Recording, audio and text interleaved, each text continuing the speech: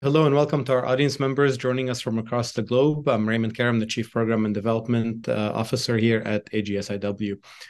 Today's program is part of an ongoing series looking at the repercussions of the conflict between Israel and Hamas. This time we're considering how the conflict is affecting the Gulf Arab states and their strategic calculations.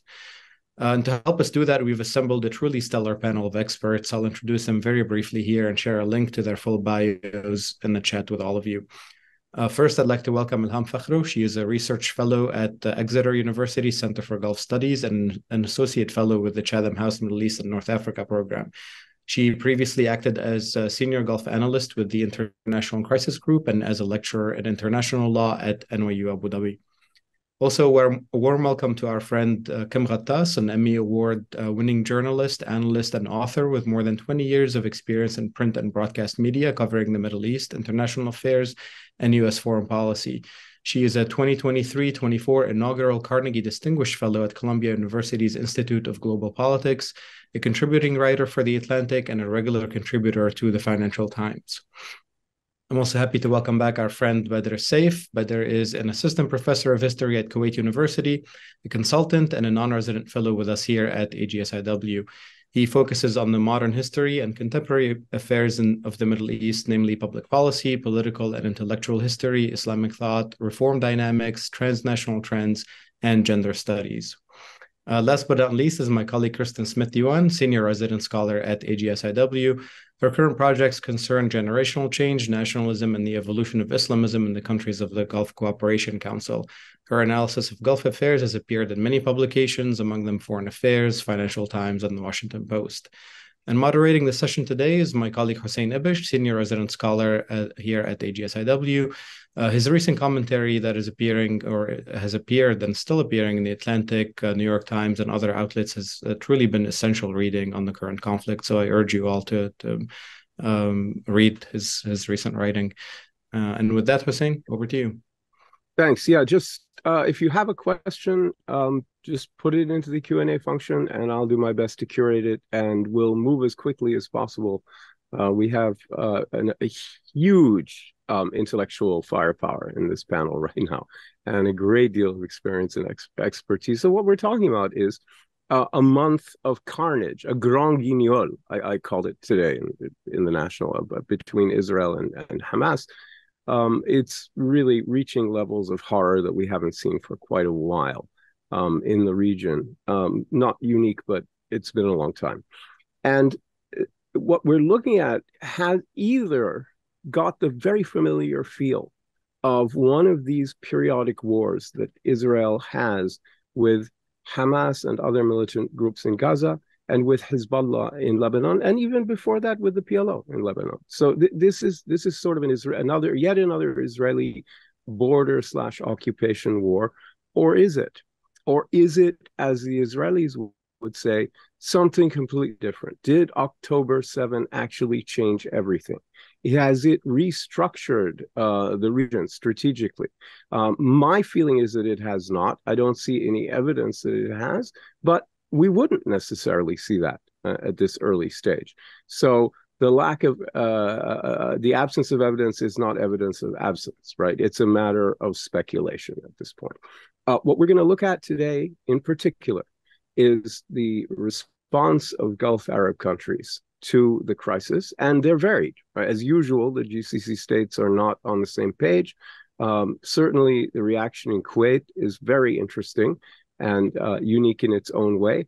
Qatar continues to maintain a very pro-Hamas policy, even as it has made itself indispensable in negotiating for hostages. The UAE has been sort of the quickest to condemn Hamas. Saudi Arabia has, sort of tried to steer a middle ground in a way, implicitly being harshly critical of Hamas, but not overtly. But at the same time, distancing from Israel, distancing from the negotiations to normalize with Israel. And the Iranians claim that the upcoming OIC meeting in Riyadh, which is scheduled for the end of the month, I guess it's in a week, next weekend, I think, something like that.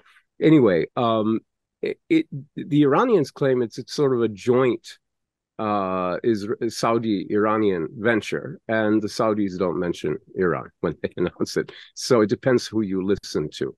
But there were these meetings, high-level diplomatic meetings between Saudi officials and Iranian officials to discuss the crisis, which again sort of demonstrates how Saudi Arabia is trying to steer a middle ground. So a little reminiscent of its reaction to the Ukraine war.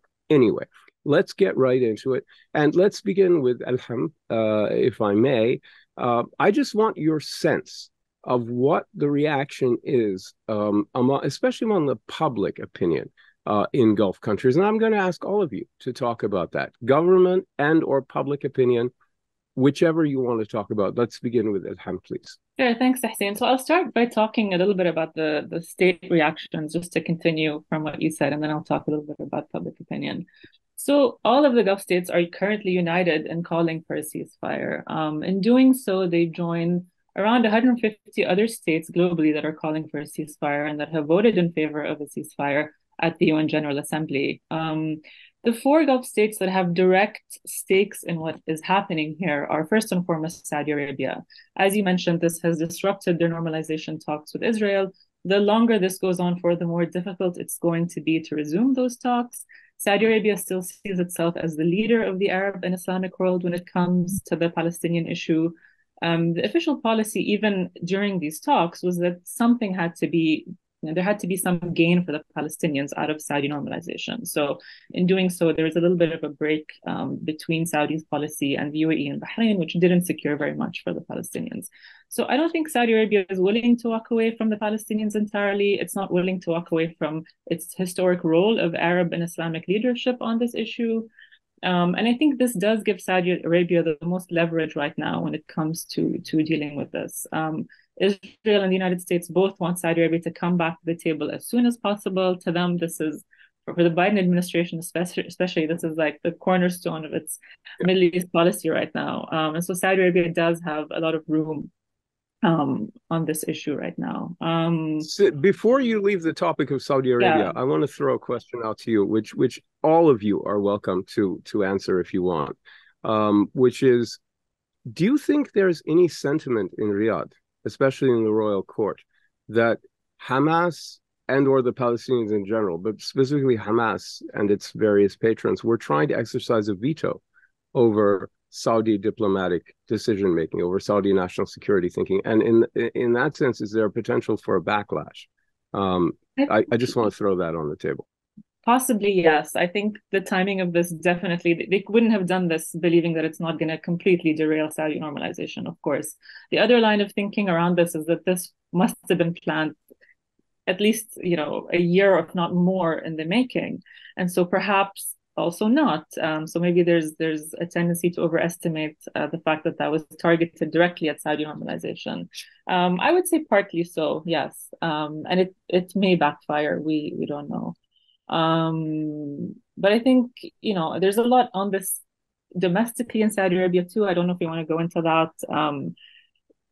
I think Saudi wants we'll get to that a little later in the conversation. Why don't you talk about some of the other countries? We'll talk about the other states. So as you mentioned, Qatar is doing what it does best. It's playing the role of broker with Hamas. It's uniquely positioned to do so.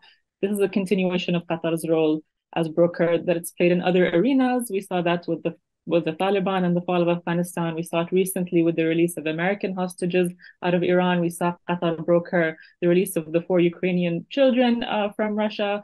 So Qatar is doing its thing.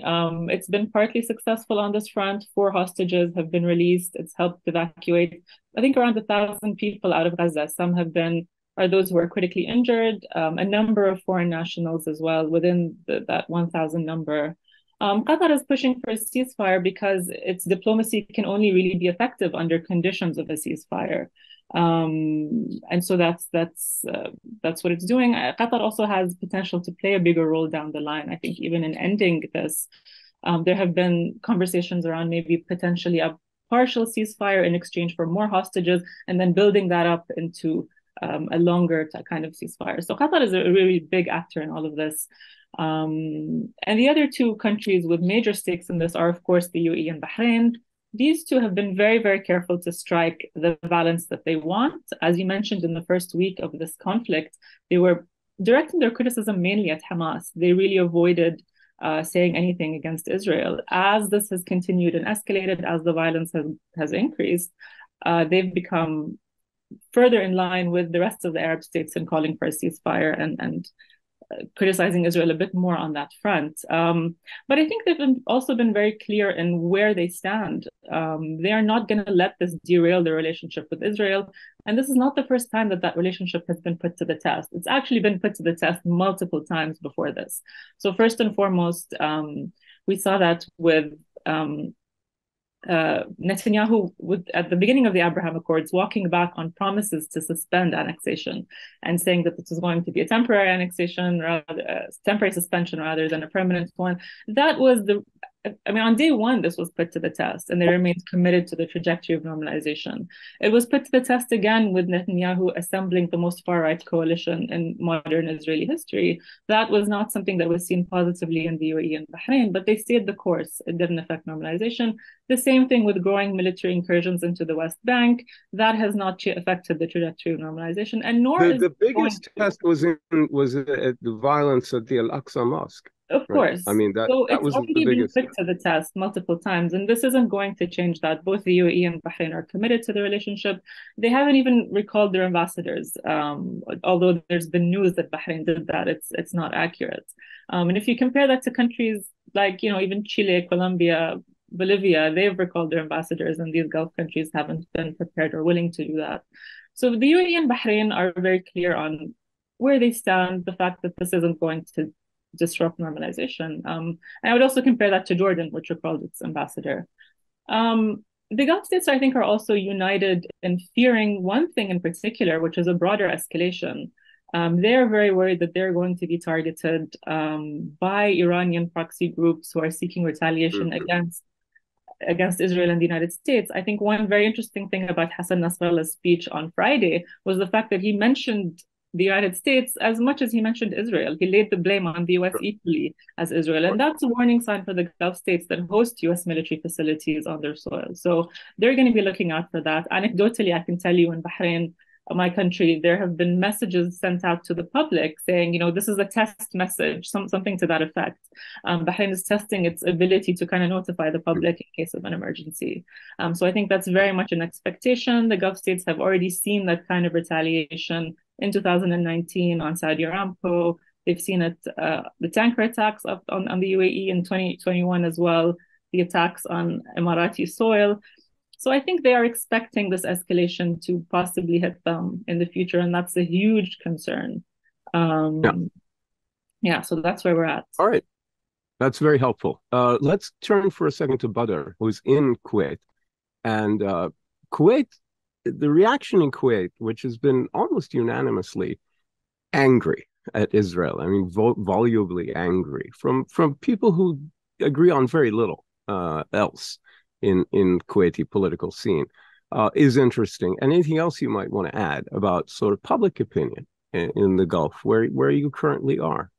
What can you tell us? Hussein, let me talk about the masses. And I would safely say that not only in Kuwait, but across the Gulf, the feeling of anger is something that you listen to in daily talks and conversations and TV programs and protests. It's quite widespread. And not only anger, it's a mixed emotion, really. It's anger mixed with dismay, disgust, grief. There is a lot of that mixed all together concerning what's happening, because this is unprecedented. And we've seen it play out on the streets in the Gulf and in various social media domains, for example. And this is not only limited to Kuwait. I mean, the manifestations of that public indignation, if you may, has expressed itself in protests. We've seen it in entertainment. We've seen some public state efforts, for example, in Kuwait and Oman, in scaling down on entertainment venues. The UAE self-selected version. Obviously, there is a range. We see this ongoing in Saudi Arabia as opposed to the other countries, for example. You see delays in weddings. You see weddings that are expressed in Palestinian attire across the region. I wouldn't say that it's a revival of pro-Palestinian sentiment as much as it is a manifestation of something that has always been there. It's just that the opportunity has allowed it to blossom at this moment. Now, there is also, if I may go to the state front of things, and I agree with what Elham has shared, what I see, and as you all know, as you mentioned, Hussein, in the beginning, the Gulf is not usually unanimous, and it's not expected to be. These are sovereign states with, their own national interests.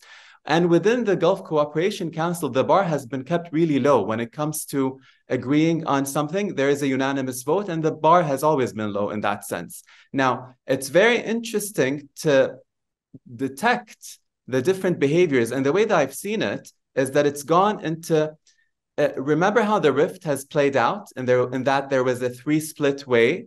You had Kuwait and Oman on the one end. You had Qatar in itself battling against different forces. And you had the UAE, Bahrain, and Saudi Arabia. You see something similar, but there is a quite distinction with the Saudi role. And the Bahrain, UAE, I agree with Elham. I think that's where it is. It's a delicate balancing act there when it comes to their states. In terms of the UAE, it having a seat on the United Nations Security Council is certainly a plus. And it has tried to play a more active role, and it's been, turned down by certain vetoes. And hopefully that could manifest itself in certain ways coming forward. In terms of Kuwait and Oman, they've expressed a very strong sentiment. And ironically, it was, as you said, it was, respite from domestic problems, if you may. It's a time that they united over a foreign issue, which has been the case in the past decades, by the way. So that was, in the tight national lens, a welcome development for them. Will that allow for more stability on the domestic front? I doubt it, but at least we have it at the time being. In terms of Qatar is being Qatar, and it's displaying all its very creative tools. It's on a high ride at the moment. I think it's a high moment for it. We need to recognize this. And let's hope that it continues in that path of constructive progress, because playing in that delicate balancing act could really bite you in the end, because there are so many different factors that you need to play against one another. Let me end with the Saudi element, because I find this very interesting, and it kind of veers from where it was in terms of the Gulf rift that we saw between 2017 and 2021. It's not so much aligning completely with the UAE Bahraini side. It's trying to find itself a place in the center, and it's trying to strategically position itself above the fray, if you may. And I think it's very smartly trying to position itself for the day after. How are we going to use this to the best advantage, not only for Saudi national interest, which is front and center, but also to advance a sane Palestinian-Israeli peace process, because this needs to be moving forward. It can't be ignored. And another note to mention here is, of all the different states, the colorfulness that I've seen from Oman is worth noting. We've seen it in the religious domain. We've seen it in the civil society component. And this hasn't been the way that Oman has been put in the spotlight, if you may, when it comes to other Gaza crises in the past. Right. No, thank you so much. That's extremely helpful. I want to turn to Kristin, who follows public opinion and Gulf foreign policies very, very closely. And I'd just like you to riff off of what Elham and Badr have said. And anything you want to add to this broad question of the reaction in the Gulf would be really helpful. Sure. Well, thanks to my colleagues. I think I agree with, and I'm seeing all the things that they're saying. I think it's very excellent analysis. I'm trying to focus on kind of that initial question that you asked, Hussein, which is, where is this different? Does this look like the other iterations?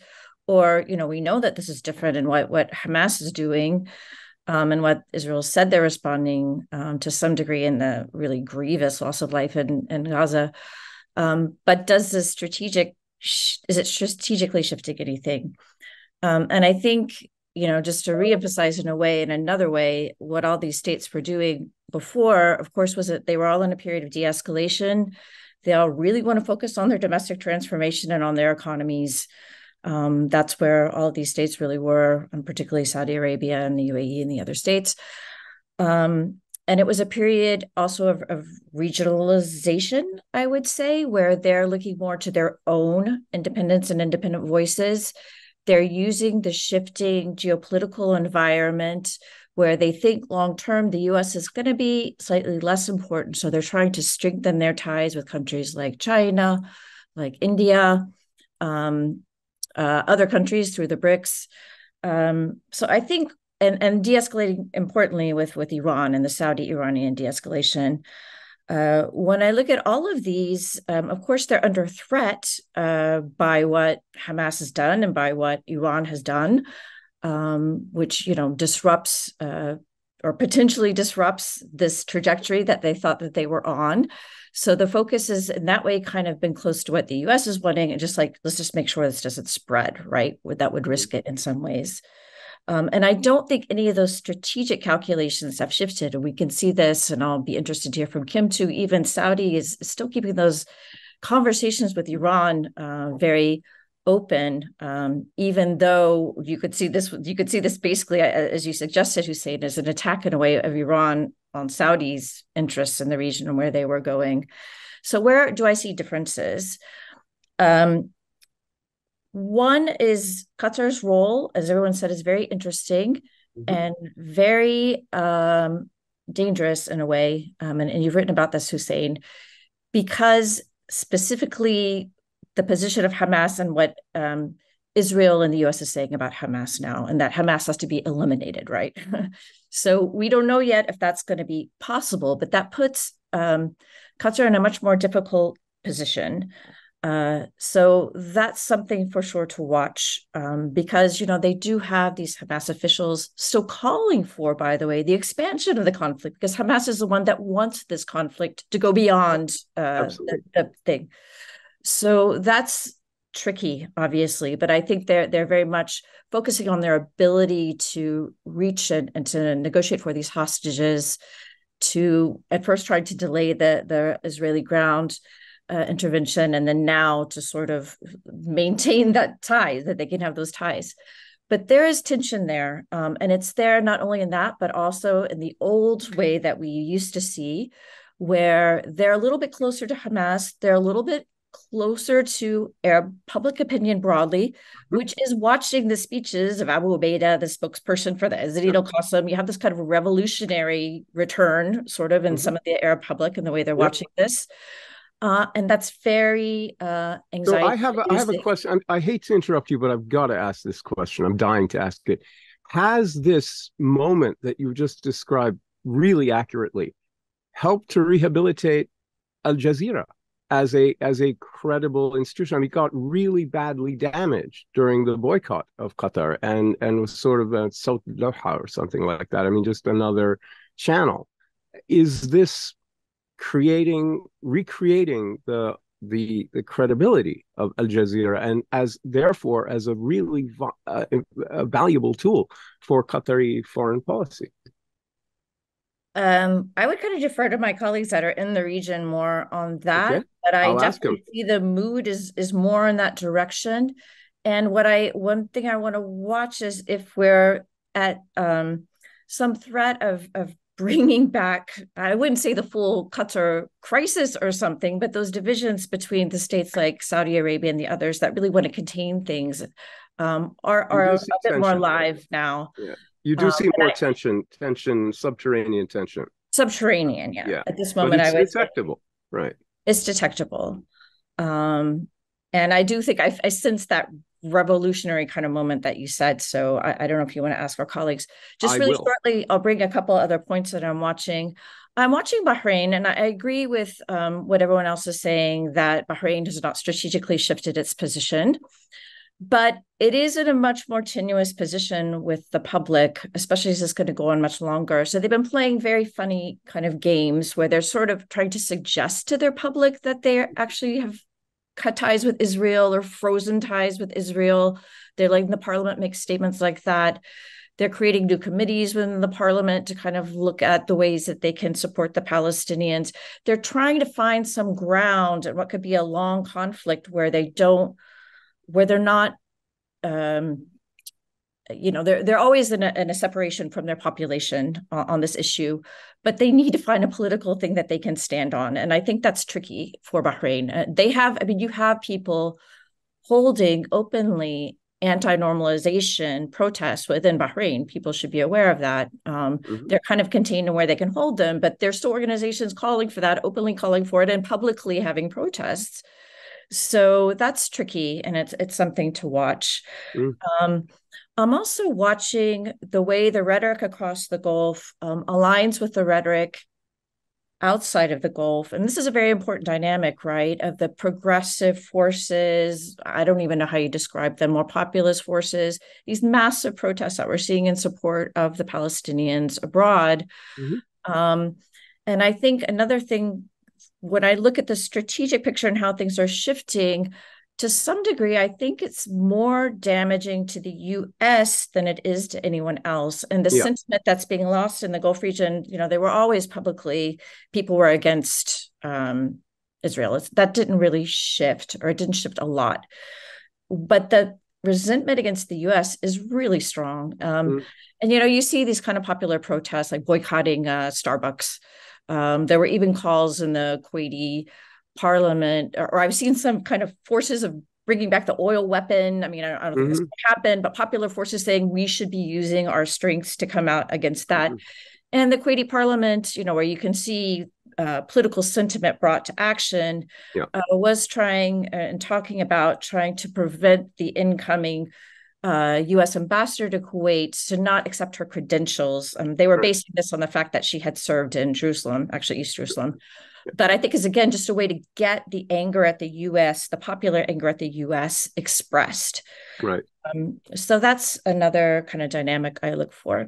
I'll stop there and let others speak. Okay, well, thank you, Kristin. Okay, so Kim has been so patient. By the way, I've been learning so much. I'm in my little, we're all sometimes in our little, focused areas of expertise, that it's fantastic to get this occasion to listen to everybody else. Well, I want to be Kim when I grow up. So, and living in Beirut and writing these things you write. Anyway, look, what I want, because you join us from Beirut, what I want to do is broaden the aperture a little bit, right? And sort of bring in the way the rest of the Arab world, and maybe even the region. So if you want to touch on Iran or Turkey, that's absolutely fine. The Kurds, if you like, I don't know. Who else in the Middle East is responding to the way that the Gulf is responding, right? So, and how the Gulf reactions to this crisis interact with regional players. And I would be really grateful, because you are talking to us from Beirut, if you could discuss the role of Hezbollah in the conflict as well. I think, for the first 3.5 weeks, it seems to me the U.S. policy and the policy of others was really designed mainly to prevent Hezbollah from joining the conflict. And apparently they don't want to do that. But if you can talk about any or all mix of those things, I'd be very grateful. Sure. I'll start by going back to your initial question, how much has changed or how much has not changed? Is it structural, long-lasting? I really think that it depends on how things unfold in Gaza, how much longer the Israeli bombing campaign continues.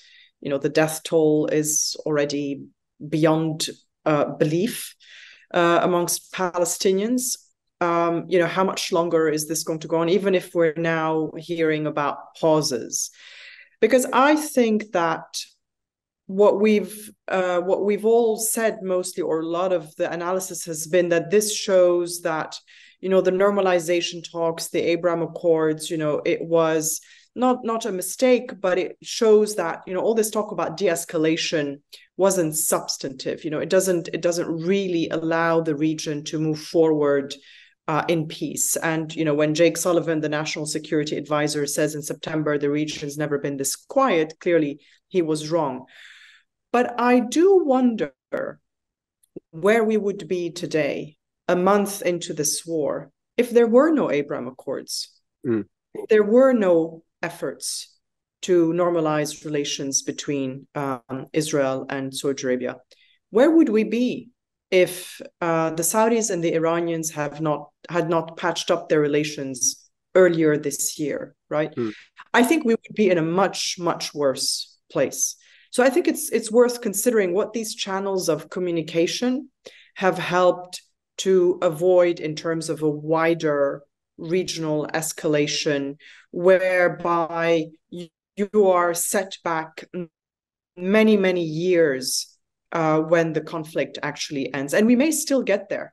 Already you're hearing Arab officials and Gulf officials saying, we're reaching this point where we will not be able to salvage what has been built over the past few years, the de-escalation, normalization, etc. There will be no point resuming normalization talks between Saudi Arabia and Israel. The last time that the Saudi foreign minister spoke publicly about this, I believe, was a week after or 2 weeks after the Hamas attack and the beginning of the Israeli bombing campaign. And he said, after his speech at the UN, he spoke to Western media, it just so happened that a Sky News TV crew was there. And he said, look, Arab leaders are ready to talk about peace. How much longer is that a tenable position? It's certainly not tenable today, but I do know as well, or it's not something they probably want to still say in public today, but I do know that in private, I've heard from senior Saudi officials that they're still willing to consider. Yeah. It's not frozen. It's not sort of formally suspended. It's just on hold because what's the point today? So I hear the same thing. They would like to go back to it if they can figure out a way to do it. But how much longer is that going to be the case? So we'll we don't know yet. And I think everybody is positioning themselves for the day after. You see the Jordanians and the Emiratis dropping aid into Gaza.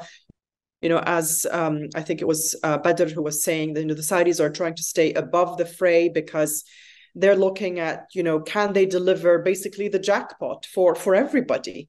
It's nice to dream. We're dealing with such tragedy. I would like to try to maintain the hope that out of tragedy, we can forge a better path forward. It's just devastating that it needs to come first with so much bloodshed. It has happened before, though, Kim, hasn't it? There is a history. 10,000 deaths in a month. It's just, it's devastating.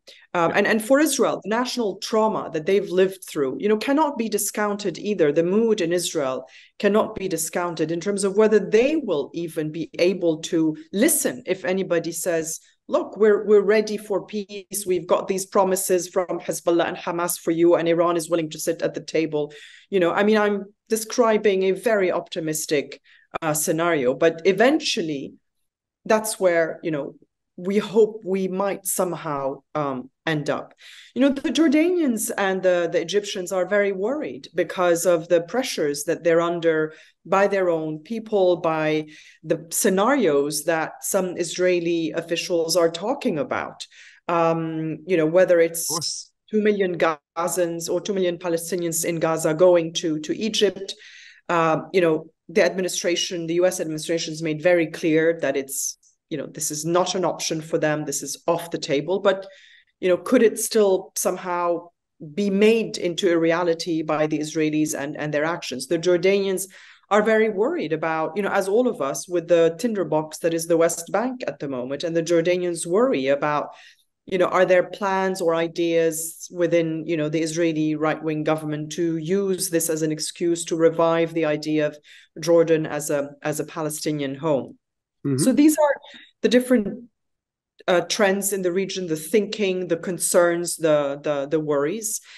And what I've been very interested in, of course, is looking at Hezbollah's behavior and Iran's behavior. And I agree with you. To me, it was very clear within about a week that they were not interested in an all-out war, that they were very concerned, that whether they were aware of the plans that Hamas was putting together or not aware, we'll be poring over the evidence, in days and months and years to come. Well, they sure weren't aware of the date. That's obvious. Sure.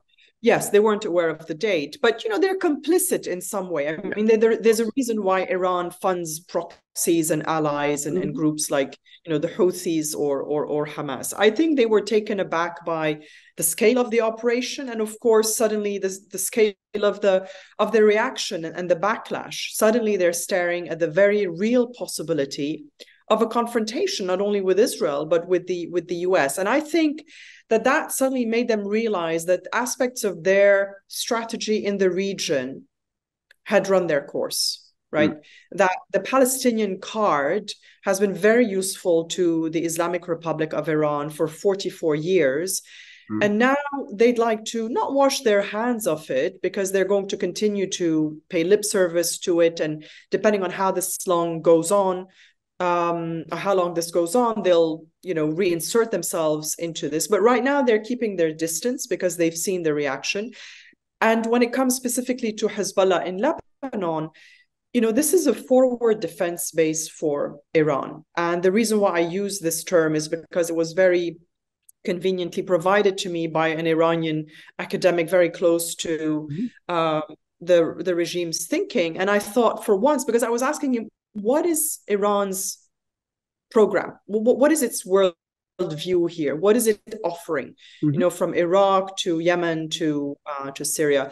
And he said, those are just forward defense bases for Iran. And I thought it was the most succinct way of explaining what Iran's vision is. And so, with this much US military hardware and warships in the region, with the international reaction to the attack against Israel by Hamas, the possibility that this could escalate, the last thing that Iran wants to do is sacrifice its best asset in the region, Hezbollah, to support the Palestinians. And that's just the sad truth of it. And Hassan Nasrallah's speech on Friday was a huge relief to the Lebanese, those who expected him to declare war. I did not. You did not. But for a country that has been through so much trauma and war, it was a real reality, even if it was disconnected from the geopolitical analysis. People left the country, took their kids out of school, left southern Lebanon,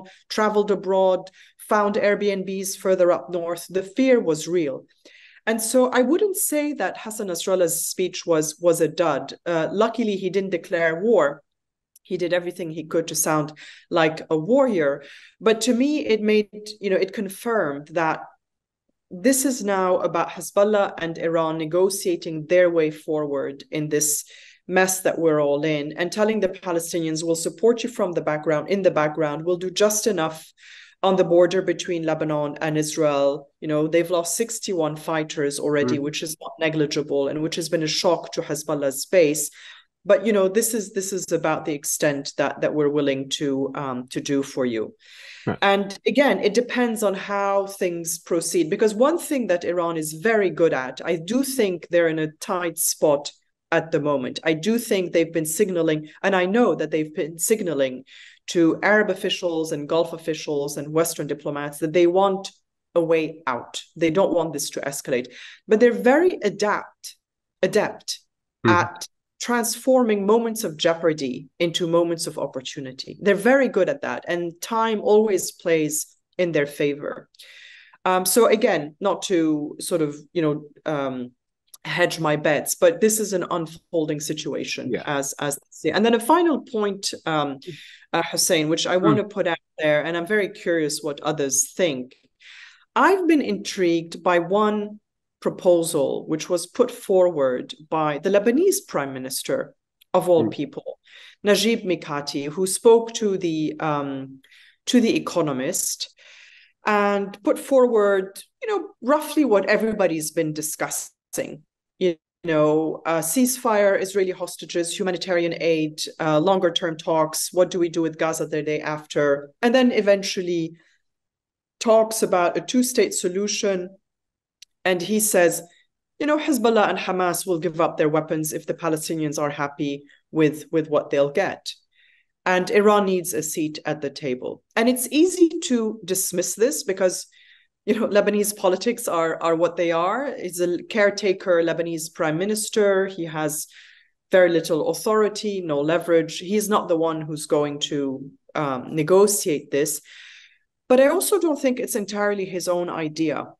And I've been trying to figure out whose message is this? The idea that Iran should be at the table. I don't know whether he's relaying messages from Tehran, but perhaps the Qataris, Hamas. There is something there that I find interesting and that should not be dismissed. And I know that people will say, well, now is not the time to dangle the idea of the carrot of Iran at the table. It's appeasement. This is not the time. They need to stay under pressure. But eventually, that's where we might end up as well if we want to resolve this in a way that is sustainable in the long term. And I'll end by saying that in 1991, the Iranians, having gone through the Iran-Iraq war, having reconciled with Saudi Arabia after the Saddam invasion of Kuwait, having extended a hand to the West and pressed Hezbollah at the time to release Western hostages who were held in Lebanon, were hoping to be invited to Madrid. And they weren't. And they never forgave the US for that. So again, not saying that this is how it should unfold, but it's worth keeping in mind.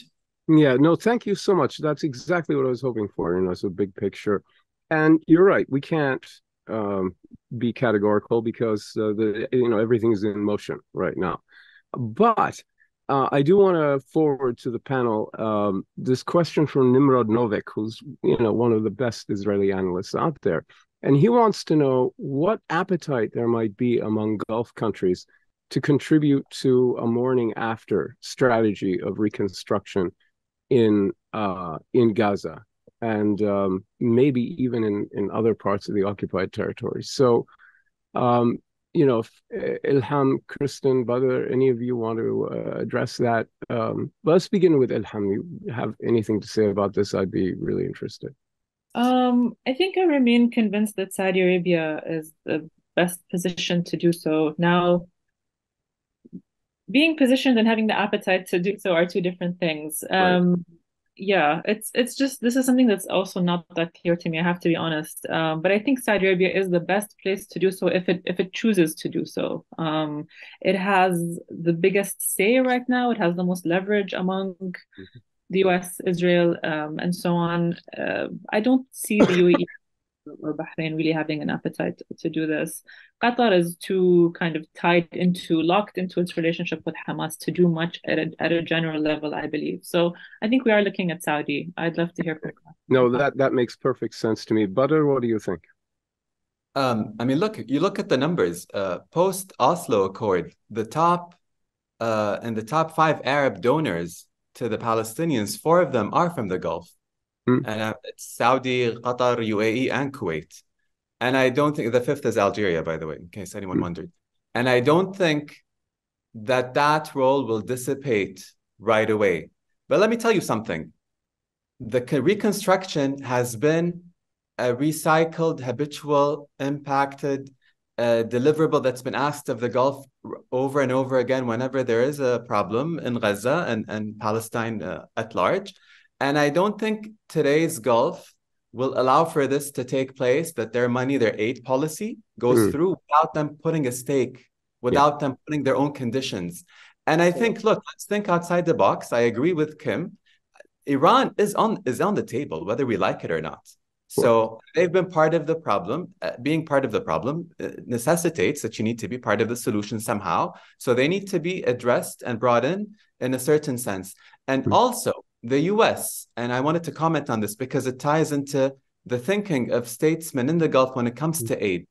We need to be heard in terms of we're not going to bring in money without us having a say in how that direction moves forward. And there is that larger appetite among the Gulf to dictate the course because the traditional leaders that have been dictating the course have been challenged. I'm thinking Egypt, I'm thinking Jordan.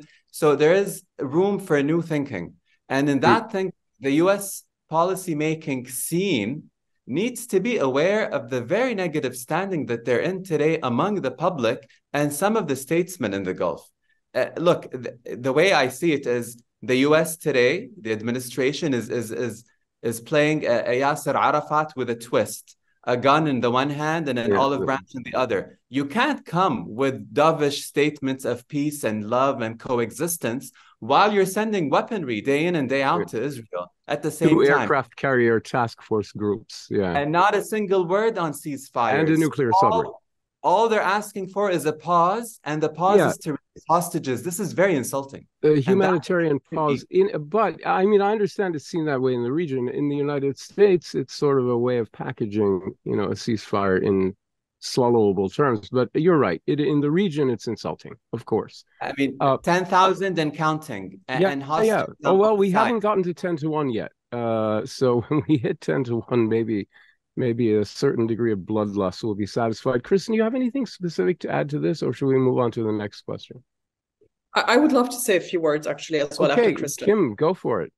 No, sorry, Kristin. Oh, go ahead, Kim. Well, you first. No, I just wanted to say, I think it depends what we mean by day after strategy. I don't think there's any appetite about having people on the ground. No, right? Because I think he's talking about money.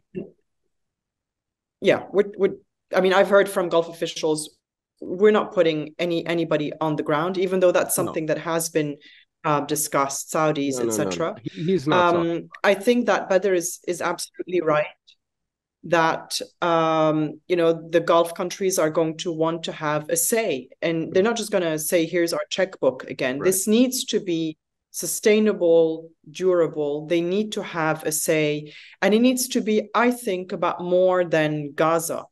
Right. And while I agree, because I've said it, and I agree with Badr, that, you know, Iran will have to be part of the solution because it's been part of the problem.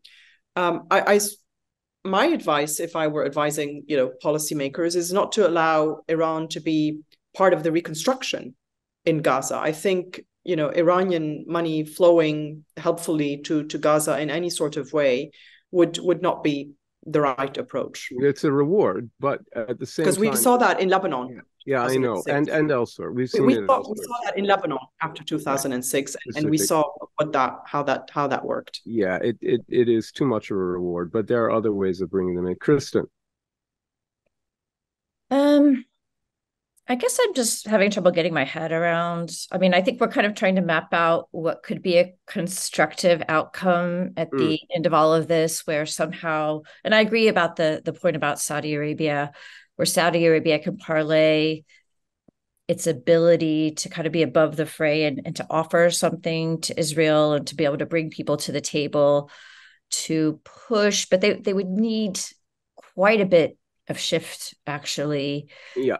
In the posture of Israel and of the United States, I have to say, because the United States, although they talk about the day after and we'll go back to 2 states or something, I have not seen any evidence that the U.S. is willing to actually push Israel. They haven't been able to push Israel prior to this conflict to get anywhere near that kind of position. Right.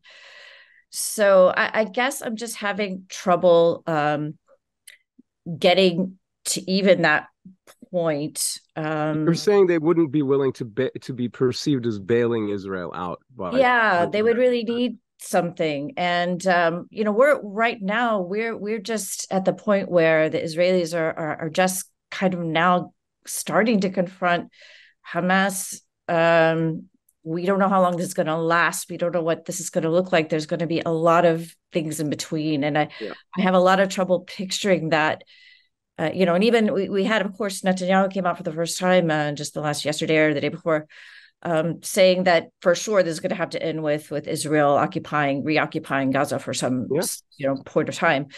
So I guess there's too many steps in between, and I'm having trouble seeing any sort of situation. I still worry much more about nightmare scenarios, these kind of threats of expulsion. What's happening in the West Bank right now. And I really worry, and I think the Gulf states worry a lot too about Jordan, because I think if things keep escalating in the West Bank, as things get worse, maybe in Gaza, I don't know when the real, a battle on the ground starts going between Israel and Hamas. Jordan has always been a border state and a fragile one. And if Jordan goes, or if they have to shift their posture even, I don't think even the Abraham Accord states can sustain their position. And I think they know that. You've seen like Mohammed bin Zayed constantly, each conflict before this one, the one 2 years ago, the one before that, the first visit he makes is to King Abdullah in Jordan and to try to shore up the Jordanian position. So I guess my mind is still focused on the nightmare scenarios more than the positive ones. The Jordanian point is an incredibly important one, Kristin, so I appreciate that. Ambassador Patrick Theros wants to know if this conflict has improved the prospects of Iran's efforts to get better relations with GCC states. I don't know if any of you want to answer that, but whoever wants to chime in, I'm more than welcome. Any takers? Well, they haven't lost, which is the interesting thing, right? I mean, This seems to be quite directed, as we saw, against Saudi Arabia in a way. I mean, Saudi Arabia and everyone was pursuing a kind of strategy like, okay, well, if Israel can contain the Palestinians, then, and we can all move forward in this situation, then this is kind of, we can work with this. Iran, we think at least on some level has played a role or in assisting Hamas, of course, with the untenable situation of the Palestinians primarily. But in breaking out of that, but they're not targets. I mean, they're still being in the conversation. So, yeah, I don't think they've lost ground as of yet. Yeah. And Ambassador Bill Roebuck, our esteemed vice president, asks, is there any chance of more normalization with Gulf countries on the part of Israel as long as there are Israeli troops sort of administering the streets of Gaza? I should think the answer is probably not, but I'm wondering if any of you have any thoughts on that. Badr, you seem to be nodding. I mean, a big no. Not even with it's the acoustics wouldn't work in that sense, and it's. I mean, to many in the region, this didn't start a month ago. This has been ongoing. The dispossession, dehumanization of Palestinians is a project, an ongoing project. So to add yet another layer of not only restricting access to Gaza, but even, occupying it, or even having the audacity really to, I think in today's interview, to call in for international operators. And I agree with Kim, it's no one from the Gulf, or mind you, even from other countries nearby to Israel and Palestine would think of going in and playing that peacemaker role or administrator role. Colonialism 2.0, it's not going to work. So there needs to be a more realistic assessment. Okay. If no one else has anything extra to add to that, which I think was a very comprehensive answer, James Marriott wants to know how all of this, especially the organized grassroots response in the Arab world, including in Gulf countries, is changing the political scene in, say, he mentions Oman in particular, where he knows people who are protesting who never protested before. He knows he's seeing a response, a political and emotional response that hasn't been there, if not ever, at least for a very long time. And that's bound to have, I think his question implies, a kind of long-term impact on the way politics play out in these countries on other issues. Do we think that? And, what's the impact here on sort of the domestic scene in all of these Arab states, especially Gulf states? I'll take this one. I think this has put Palestine back in the center. There was this view, and possibly partly accurately, that with the Abraham Accords, the Palestinian issue was really beginning to die out. This idea that this new generation doesn't care as much as the older generation used to. This is an issue that's kind of dying and is going to go away anyway. And then, not to mention that the Gulf countries also have fatigue, are experiencing fatigue, and you can see this with their donations to UNRWA and the PA, which are kind of going down over time. But the idea was that this was a condition that afflicts the public as well. This has put it back on the agenda, and it's not going away. I agree. In places like across the entire Gulf, we're seeing the kind of protests that we haven't seen, I would say, since the Second Intifada, Iraq War. It's that level of anger. It's that level of mobilization. And this is definitely going to be an issue for Gulf governments down the line who want to see this go away. I think you have just effectively in the last month reinvigorated a whole new generation with this cause. It changes the game. And the Second Intifada caused Qatar to cut off what had been before the Abraham Accords the highest level of Israeli diplomatic representation in any GCC country, which was the trade mission in Both Doha. Qatar and Oman were planning. And so it had a dramatic impact, and this is bound to do the same. I'm sure. Say something on that as well. Please. Yeah.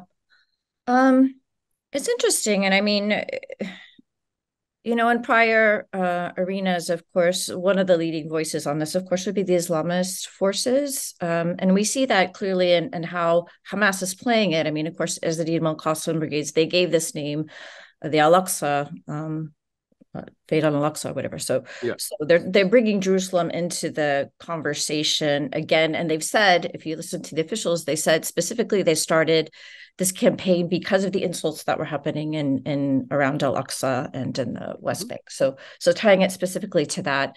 And of course, that has resonated.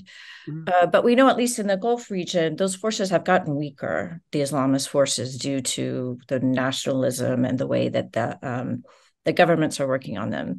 But of course, the Palestinian issue does resonate beyond that. So it resonates across the much wider public. And I think that is being reinvigorated. And that's when you say a new generation, it's that it's moved beyond, and it's not saying that it was only in Islamic forces before, but there's finding a new rhetorical kind of ground for a broader kind of acceptance of the Palestinian issue within this new national and the international framework that we have right now, right? And that's why I brought up before the protests that are happening internationally and the new framework of sort of the anti-colonial framework of the which is a very I have to say, even, anti-American posture in the rest of the world, or wanting the US to kind of step aside. So it kind of services this shift towards a more multipolar kind of arena where the US doesn't have as much say in everything. And I think in the US, where the US is not as involved, even the US protesters, we shouldn't be involved in this way.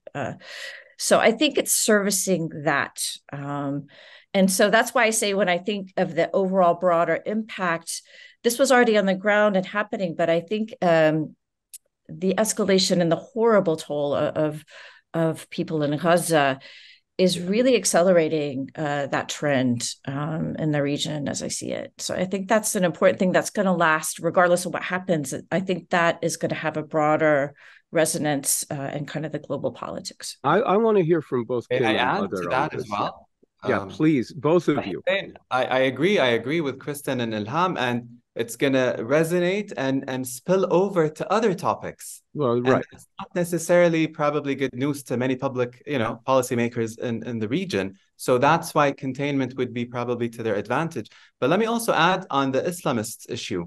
A very interesting voice post-Qaboos era. He's always been around. And I'm thinking the Mufti of Oman, Sheikh Ahmed Al-Khalili, who hasn't been as vocal during the Qaboos era. Now he's kind of taking charge, really. Yeah. If you read his statements, if you look at how he's positioning the cause, and it's increasing his appeal, it's increasing Oman's profile in the process, and it's quite interesting because it's bringing, as you know, he's a mufti, and he follows the Ibadi sect, which is one of three sects, not as known as the Sunni and the Shiites. But for it to take that leading role in the absence of the other voices is quite interesting to follow at this time. Now, very important. And Kim, what about also not just the Gulf countries, so you could talk about them, but what about the impact on domestic politics in other Arab countries, in Egypt, Jordan, Lebanon, wherever it may be, Iraq, certainly? So I've actually been surprised by the low level of protests in some countries. Certainly in Lebanon, it's been very limited. In Jordan, in Egypt, you could argue that, in Lebanon, I think we're tired of protesting, and we don't want anybody, or most people don't want this to think.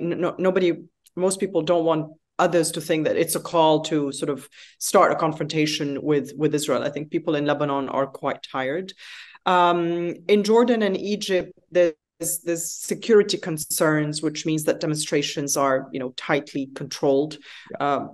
President Sisi wanted to have a demonstration. He allowed one a few weeks ago. Some of it got out of hand, and there were instead calls for, social justice and bread and freedom in Egypt. So I think there's wariness about the crossover between expressing yourself in support of Palestine suddenly turning into discontent with your governments. And I think that in countries that have been through the Arab uprisings, there is some sense of displacement of emotion, feeling that we failed when it comes to our changes within our own country. So you displace that emotion, and you try to find a sense of justice and purpose by expressing yourself on Palestine, whether it's on the streets or whether it's on social media. And I see that a lot, and then you have a lot of really disappointed, upset Syrians. And I see those reactions a lot as well. Particularly today, I saw a couple of videos posted by Syrians on Twitter with a apocalyptic scene of a city, so many of them in Syria, and reminding people, this is what Iran, Hezbollah, and Russia did to our country. Mm-hmm. And there is ambivalence amongst a lot of Syrians who say, where were all these protests when we were being bombed by Russia, by our own government, etc., which is where the discussion about double standards also interestingly comes in. Do we it's a great question. Double standards. I mean, obviously, we're protesting people are protesting because America says that it's a democracy, and yet it allows certain things to happen with impunity. So you can take democracies to task. You can't take Bashar al-Assad to task. We know he's a dictator. But, why not protest to call on governments to help bring a solution to Syria? And so I think that when we talk about the West's double standards, it's worth also looking at how we deal with our own internal issues. So that really caught my attention, because the horrors of the images from the Syria war, then the horrors of the images of the Ukraine war, these problems, these cycles of violence continue. And it's not to compare the issues, but it's been a very bloody, devastating few years around the world. Right. I'm going to change topic completely, just so that we can shake things up a little bit. Amélie Mouton, an old friend of AGSIW, asks how this could change or affect the organization of the COP28 in Dubai, if at all. Does anybody have any thoughts on that? I'm not sure that it does, but if anybody has any thoughts on that, I thought it was a really interesting perspective. I don't think it does. Only issue you might have is if, again, the UAE is facing these retaliatory attacks and strikes the way they did in early 2021. I believe one of those took place when the Israeli president was visiting the UAE. I think the second or third of those triple strikes happened during a diplomatic visit. It derailed that somewhat. But I think that's the only situation you would have that this would affect COP, is if there are direct strikes on the UAE. Yeah, very interesting. Anybody else have any thoughts on that? No, it's just interesting. I think Badr mentioned it earlier. That I don't think it'll affect COP unless we get really a real expansion, and the almost everybody fails at trying to contain this so that it doesn't become a region-wide war.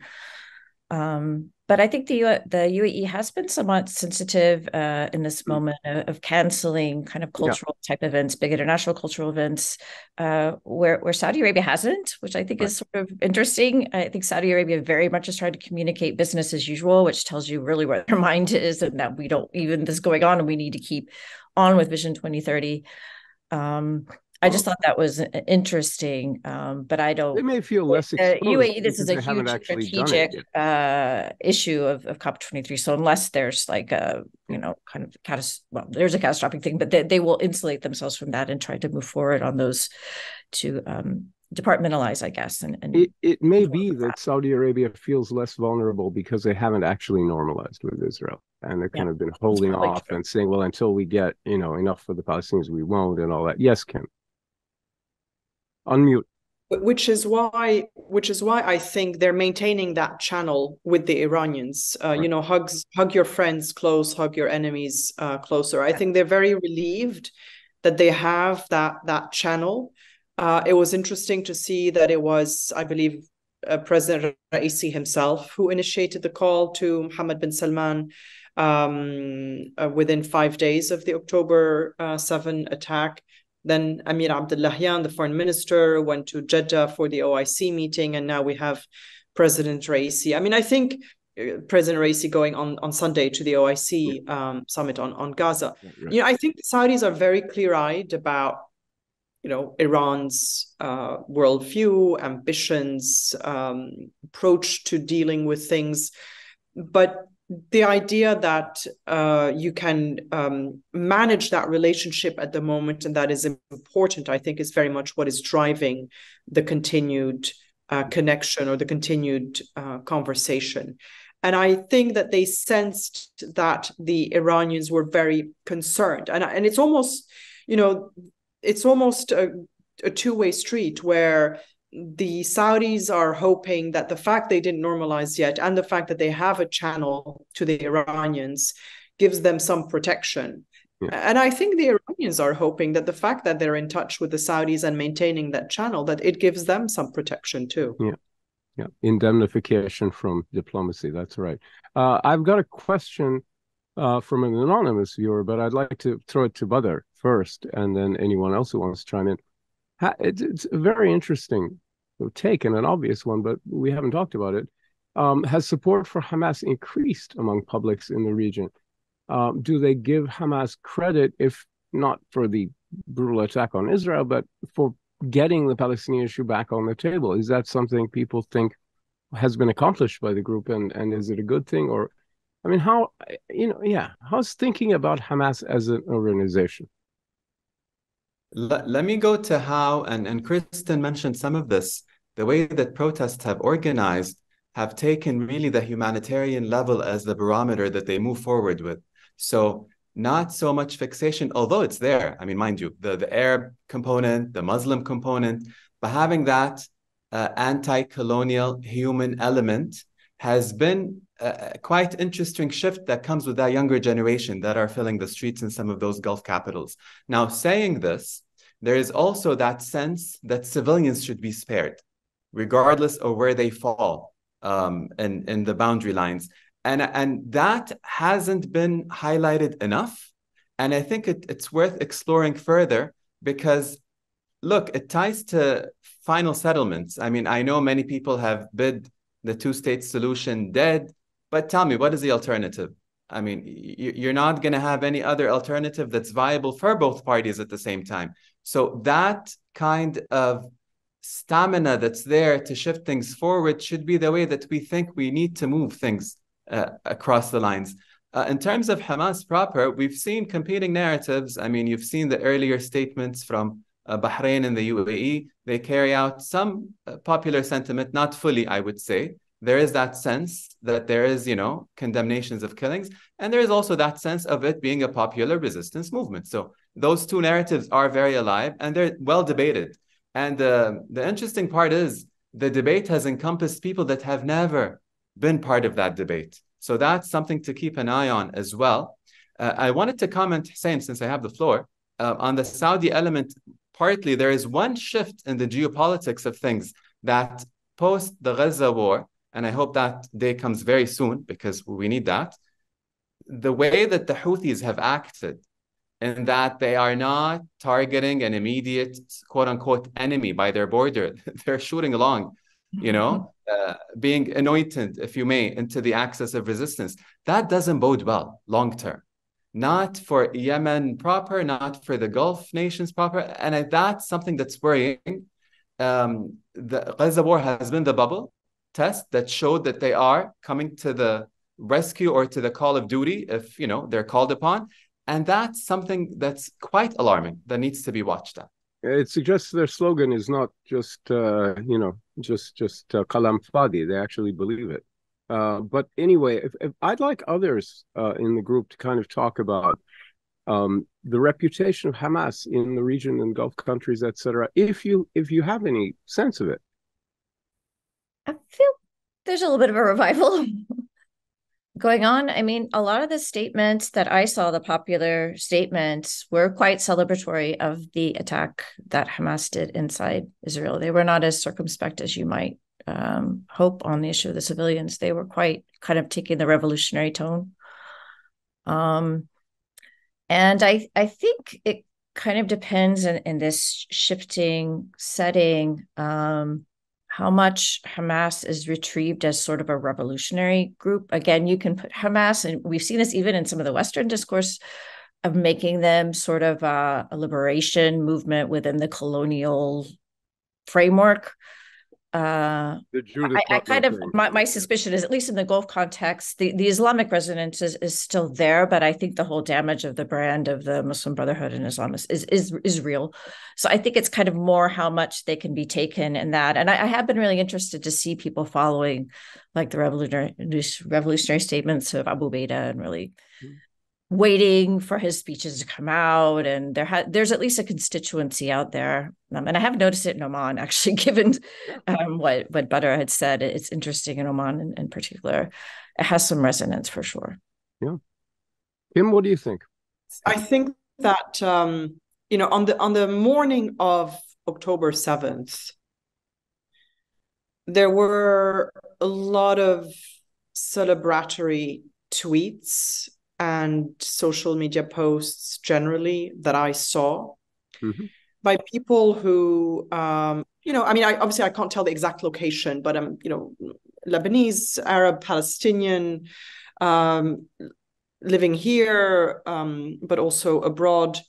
And I think it was the initial reaction before it was clear what exactly was happening. It was the pictures of the Erez crossing being brought down, and the first sort of wave. And then I saw, as the day went by, and the realization that this was, a slaughter, people sort of retracting a little bit, although not admitting it either. I think people are very ambivalent. Sometimes they can't, it's very complex, holding too many thoughts at the same time. And I think that this is a difficult moment for a lot of people. So the transition has been, as Badr said, to focus on the humanitarian, to focus on no killing of civilians, no bombing of Gaza. We condemn the deaths of civilians everywhere. But it's true that this savage, operation by Hamas has reawakened a lot of people to the cause of the Palestinians. And in a way, Iran or Hamas will try to claim credit for that without us, they would have sold you, thrown you under the bus. And now, Gulf countries need to think twice what they do, before they normalize. But I don't see around me any sort of praise for Hamas as Hamas today. I think people are not willing to either express it or are simply not okay with that. Because in Lebanon, you also get a lot of criticism for what Hamas has done to, Gaza. Didn't they expect this? Didn't they know that this would be Israel's retaliation? Why didn't they allow, these tunnels to be used by civilians? Those kinds of clips go around a lot as well. And so there is also a lot of resentment towards Hamas. And one last point, Hussein, what I find always really distasteful is when the Sunni Shia tension resurfaces. And, in Lebanon and in Syria and in a few other places, there has been commentary about the fact that you Shias, you know, fought with, you know, Bashar al-Assad and Hezbollah in Syria, killing Sunnis. And now you are sending Hamas and Sunnis to their death and you know, pushing the Palestinians in that direction. That sort of discourse is there. It is you know, it is bubbling, and that is always concerning.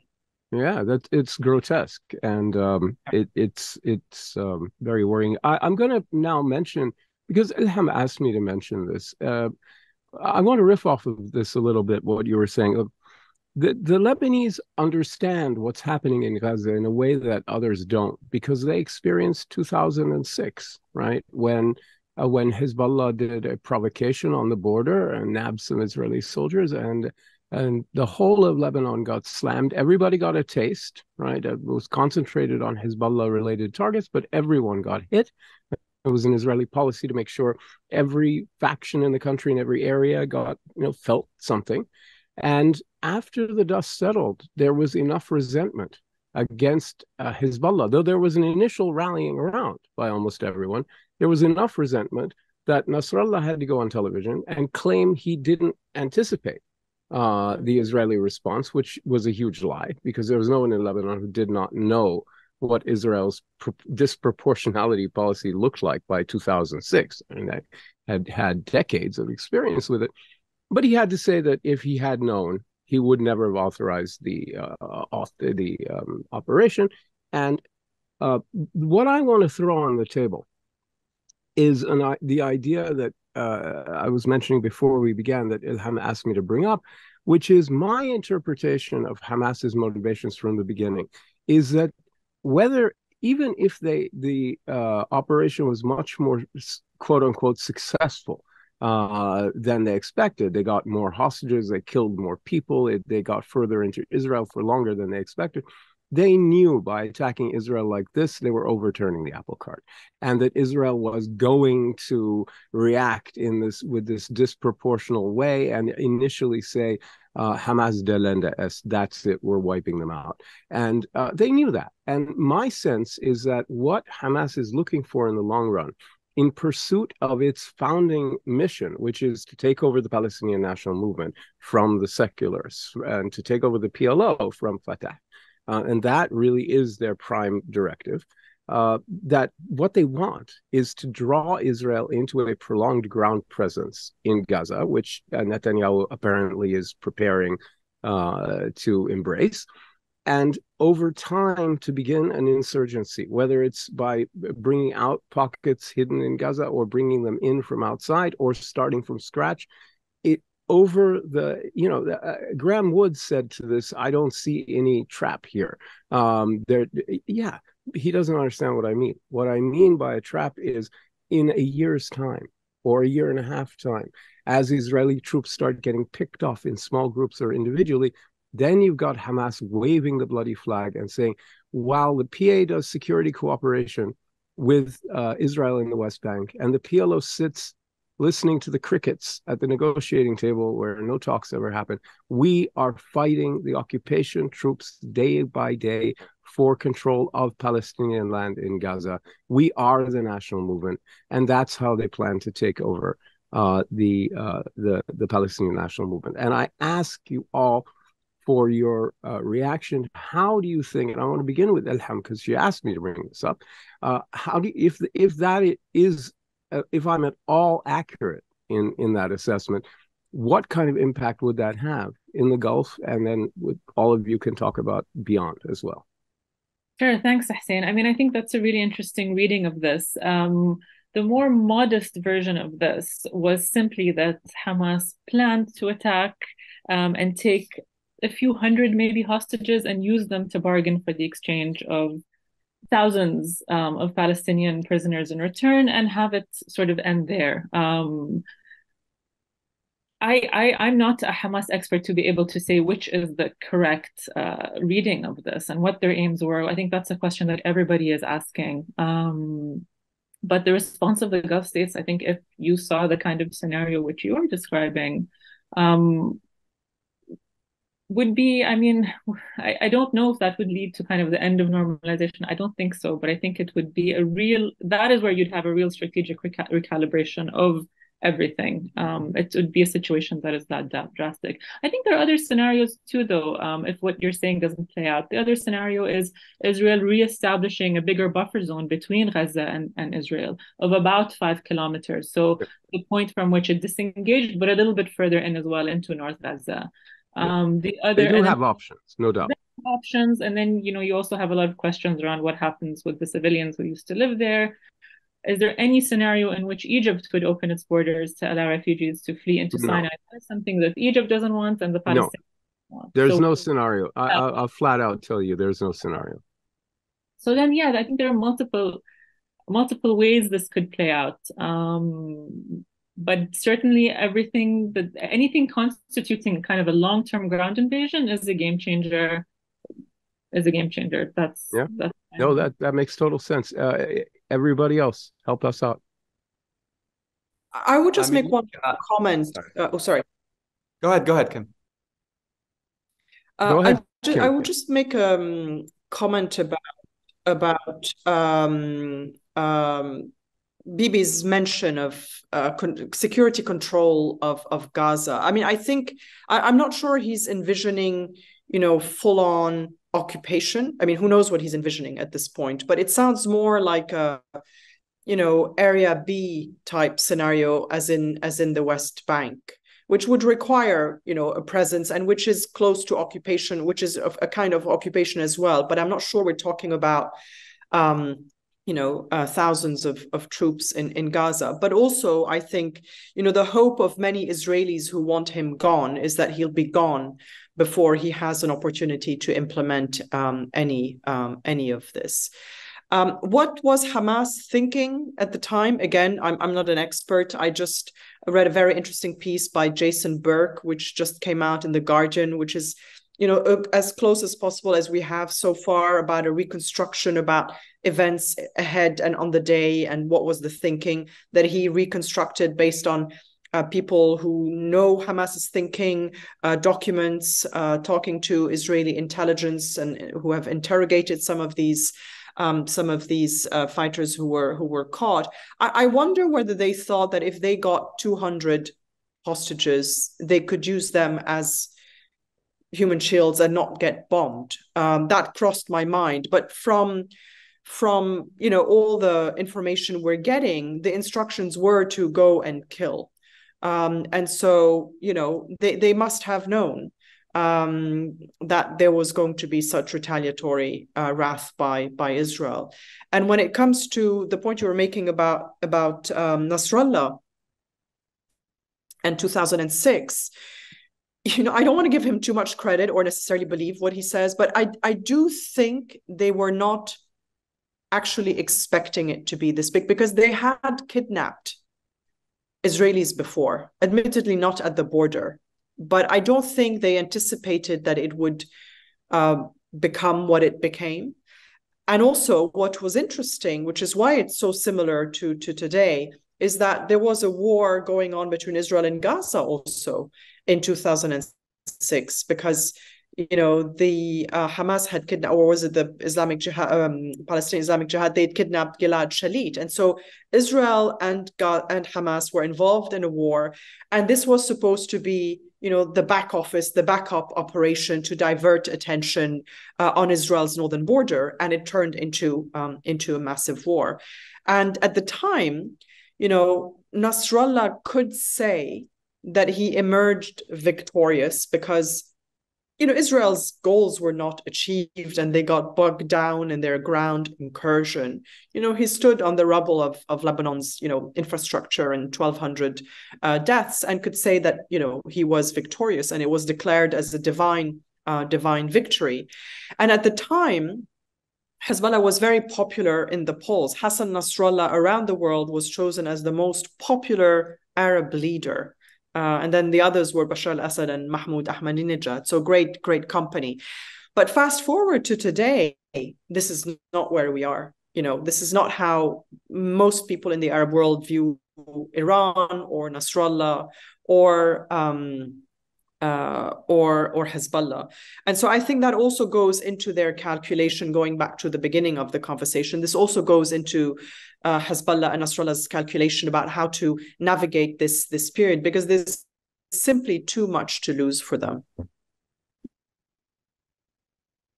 All right, we are running short on time, so I'm going to ask all of you a final question, if I may.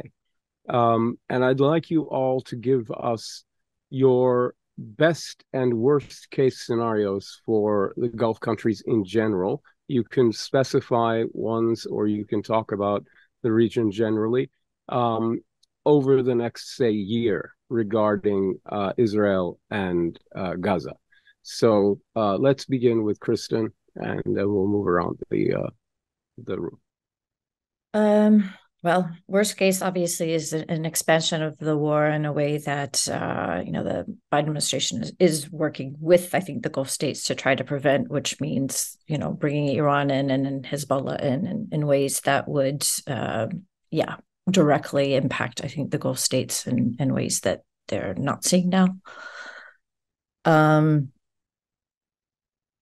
I'll just make one other comment, which I made before, which is if your scenario holds and somehow Hamas survives this in some form, even as an underground resistance kind of movement. Obviously, that's what Israel's trying to prevent, right? That's why they say they want to eradicate Hamas. They don't, and that's important for what they say, their deterrence, right? They want, and their value to some extent too, and which is something that might be brought up. The value of Israel as a partner in the Abraham Accords is being kind of degraded, not only on the humanitarian aspect, which is the most obvious one, that it's really hard to be a partner with this country that's killing Palestinians at this kind of rate, but also they are looking less capable, if I could put it that way. I mean, they're not controlling their business on their border, inside their country, all of these kinds of ways.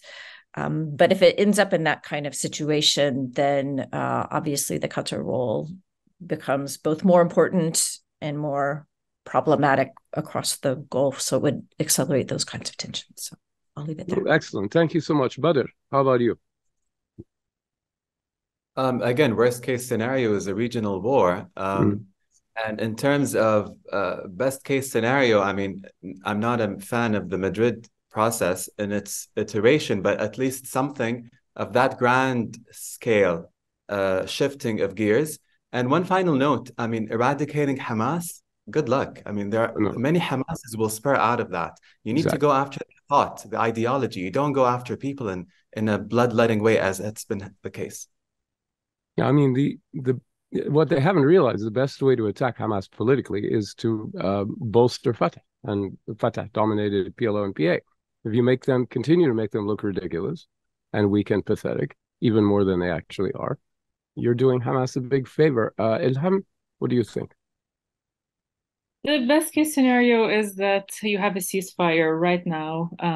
That stops. Qatar helps secure the release of the remaining hostages in exchange for a more permanent ceasefire. Somehow in Israel, this anger towards Netanyahu, who is extremely unpopular, and we haven't talked about that now, that translates into some kind of massive change in the next elections. You get a more moderate government that is not riddled with these figures like Ben-Gvir, that is more willing to come to the table. Saudi Arabia jumps in and offers, normalization, but in exchange for something tangible for the Palestinians. Some kind of two-state solution where it's, again, very difficult in Israel to walk back the settlements, but somehow you get a government that's willing to do that, and you move forward for that. That is absolute wishful thinking, but it is a best-case scenario. Yeah, well, I asked for wishful thinking. There you go. So that's the dream. The worst case scenario is that this becomes a broader conflict that engulfs the region. It starts to affect the de-escalation that we've seen. Saudi and Iran are no longer able to sustain their relationship. That falls apart. And from there, many other things fall apart. Okay, very good. And final thoughts from Kim. And as always, I encourage you to look at the region as a whole, but it's up to you. I subscribe to everything Elham said in her best case scenario. I do think it's wishful thinking, but it's not impossible. It's not impossible. And I think it requires a lot of good people working very hard to try to make it happen, and a chorus of voices, working towards that in big ways, small ways, what we write, what we say, who we talk to, etc. Worst case scenario, actually, I think I don't see sort of, huge fireworks around the region in a worst case scenario. I see more a sort of simmering, slow spreading tensions here. I don't see it escalating. I see it spreading and just becoming this morass of a little bit here and there, and more deaths, and just going on for years, which would just, is almost just as bad as a big conflagration. I couldn't agree with you more. That's a perfect place to end, because that would have been my answer to it. It can turn into a little cancerous tumor, but it's a malignant cancer, and not a benign growth, and that can definitely happen, especially if there's the insurgency that I anticipate, at least as Hamas's goal comes to fruition. Anyway, I want to thank all of you for joining us today. This has been a really spectacularly good conversation from an amazing panel. I'd like to thank all of you for watching, wherever you may be. And I'm sure that we'll be asking all of you to join us again very soon, all four of you, to join us again very soon for another webinar, because this is just too rich of a conversation to let it go at that. So, stay tuned. We'll be in touch very soon. And thank you so much. And thanks to everyone for watching. This will be available online as a recording soon. So thanks, everybody.